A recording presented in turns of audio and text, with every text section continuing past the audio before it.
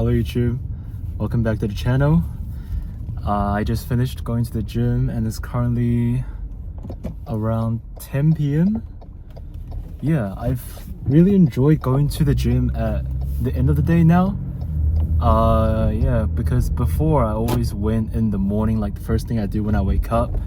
But now I find it a lot easier to go in the evening because I work throughout the entire day from the moment I wake up all the way until like 8:30 p.m. and then at that point my mind is always really tired. So yeah, ending the day off with the gym almost feels like a mental rest. It's a rest for the mind, but at the same time it gets your body a little exercise as well. Yeah, because I'm just sitting around all day. Yeah, so I've been enjoying going to the gym a lot more in the evening these days. Yeah. So today I made a lot of ad creatives. I made 3 static ads and I'm testing out AI UGCs as well. I'm actually trying this new not ad format, but this new reel format of reels that's been blowing up recently on Instagram. Like I just see a lot of this type of reels on Instagram, and yeah, they've been doing really well and it's really easy to make as well. So I copied their style. I made it for my product, and yeah, I made 4 variations using arcads because I did have some credits left over from my previous product where I was using arcads to make AI UGC for that product. So yeah, I did have I think around 5 credits left over, and that's expiring in 2 days. So I spent 3 of it today just making 4 variations. They're about 1 minute long, but on arcads you can only have 1,500 characters per video, but my videos didn't reach that capacity, so I was just using so each video was like 1,000 character long, like, in terms of the speech. So I was just using the other 500 characters for the script of my second video. So if you think about it like that, I can actually make enough content for 3 videos using 2 credits. I don't know if that makes sense or not, but yeah. So I made those. I had those launched at around 6 p.m. And now we're going, because before we tested it in USA and the CPC was just so high and we couldn't get any conversions. Now we're going to test in New Zealand and Australia. So I made 1 campaign with those 2 countries with 3 ad sets. The first ad set is my previous 5 static ads, and the second ad set is the 3 new static ads I made today with a different angle. And the third asset is the UGC, the 4 AI UGCs that I made today as well. So yeah, that's a total of 12 ads across 3 ad sets. I have them at a budget of 50.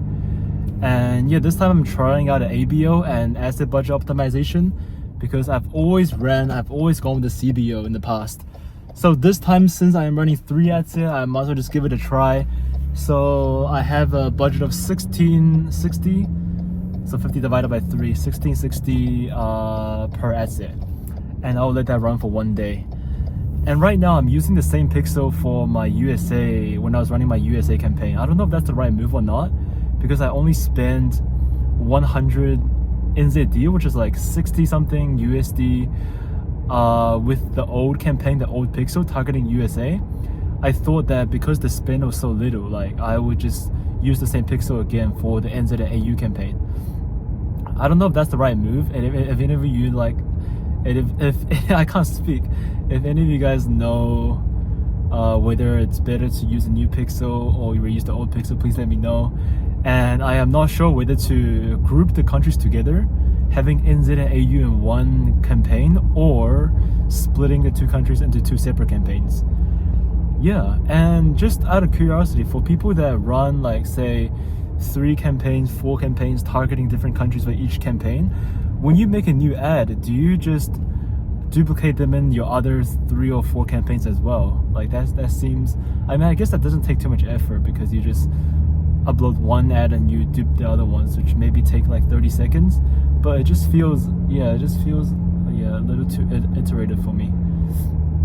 Not iterative, too what's the word? Too much work. Yeah. Not okay, I cannot find a good word, I'm sorry. Yeah, so I'll let that run for a day, and if results are not good, I will change it up tomorrow, and I will try a new pixel and split the countries into 2 campaigns. Yeah, so like I mentioned in the last video, like we pretty much have everything, all the logistics and ingredients sorted out now. Like we've confirmed everything. We have found the suppliers and manufacturers both in China and New Zealand, and we have found the pouch supplier and the design, the OEM designer for our pouches in China as well.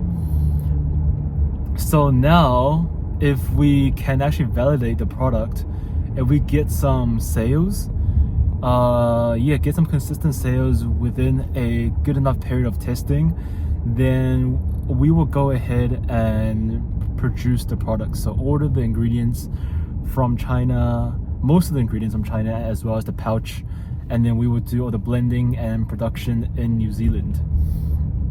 Yeah, so pretty excited for that. And yeah, I've been seeing a lot of comments people saying that this is too risky. It's better when you're a beginner to just try like the regular method of dropshipping, because that way you can iterate things a lot faster, you can test different things a lot faster, and in that process you will learn things a lot faster. And I completely agree with that. I do think running a traditional dropshipping approach will make you learn things a lot faster, because you can always just spam test products and test different ads, different ad angles, different offers a lot quicker.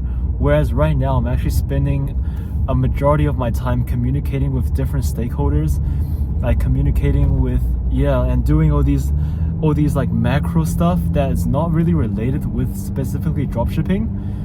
And yeah, it's some of the things, it's not really directly related to sales and marketing, so which is not something that I am really looking for,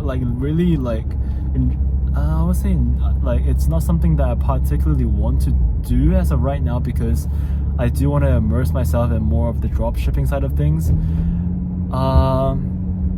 But once again, I do want to give this approach a try, and the fact that I have a lot of confidence in this product. We have done, like me and my partner or my mentor, we have done a lot of research into this niche, into the market gaps that we can actually fill, and the fact that we have a really good competitive edge over our competitors, which I'm not going to say what it is.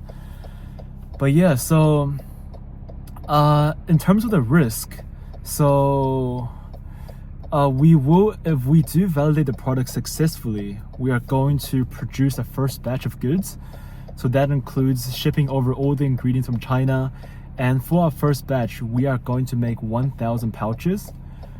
And just in terms of the ingredient cost and the manufacturing cost plus the shipping and duties, all together, the estimates, I'm just crunching everything in my head right now, because I haven't actually thought the total cost. It's more of like, oh, the ingredients cost I know is this much, the manufacturing cost I know is this much, the cost of the pouches I know is this much. So if I just do some quick math in my head right now, so ingredients plus manufacturing and shipping, everything with that should be around 6,000 to 7,000 New Zealand dollars. And then if we factor in the pouch as well, I think in total we are looking at around 7,500 for the first batch, which is around 7,500, which is around maybe 4,000 to 4,500 USD, and maybe around 4.5k. So 4.5k USD, and then I guess if we times that by like the total revenue, so like 1,000 times by the revenue, like the product cost of each, we're looking at around 40,000 USD. So it's around a 90% gross margin, but that's not including the shipping costs, obviously. And shipping costs in New Zealand, I guess because we're going to use a 3PL service in New Zealand. and yeah, that will take a big portion of the profit as well. So we factor in the 3PL cost with the shipping, we're looking at maybe a 70 to 75% margin. Yeah, which is not too bad. And definitely because yeah, like I pretty much, you guys can guess, it is a supplement. And yeah, with the supplement, we're looking at not just one-time purchases, we're really taking that subscription value. So yeah, if we do manage to convert these customers and prove that our product is actually good, then they will be sticking around for quite a long time. So yeah, quite excited, but nothing is set in place before we can actually validate the product. If we can't validate this product, then we in the next 2 weeks to 4 weeks max, I don't think we're gonna test longer than that. If we can't validate the product within that set amount of time, then we just have to scrap the idea altogether, because that just proves that we thought we didn't do our market research correctly, our assumptions were wrong about the market, and I will have to look for a new idea. But even if that fails, this is a whole lot of, oh my, like the amount of things I learned already in the past week. I think it's the 6th day right now, 5th or 6th day, and just the amount of talking I had to do with these stakeholders, the amount of research I had to do, the amount of all these small things I had to do in the past week is, yeah, it's a really great learning experience. And honestly, right now, if you ask me if I was to jump back into dropshipping, traditional dropshipping, I definitely feel a lot more confident, because I feel like taking a step back and digging deep in the market and the research and actually trying to create your own product has gotten me such a better understanding of how everything works, how like the consumer behaviors, how they shop, and what sort of things we're looking at when we are acting as a seller, a direct-to-consumer seller. It's just so many things. So yeah, I feel a lot confident of ours to jump back to dropshipping. So even if this fails, we hop back and yeah, we dive straight in back into the dumps again, doing this traditional dropshipping. But yeah, I just got back home. I'm really looking forward to validating this product. That would be great if we can. If not, then I'll be back at dropshipping, boys. Alright, thanks for watching, guys, and I'll see you guys in the next video.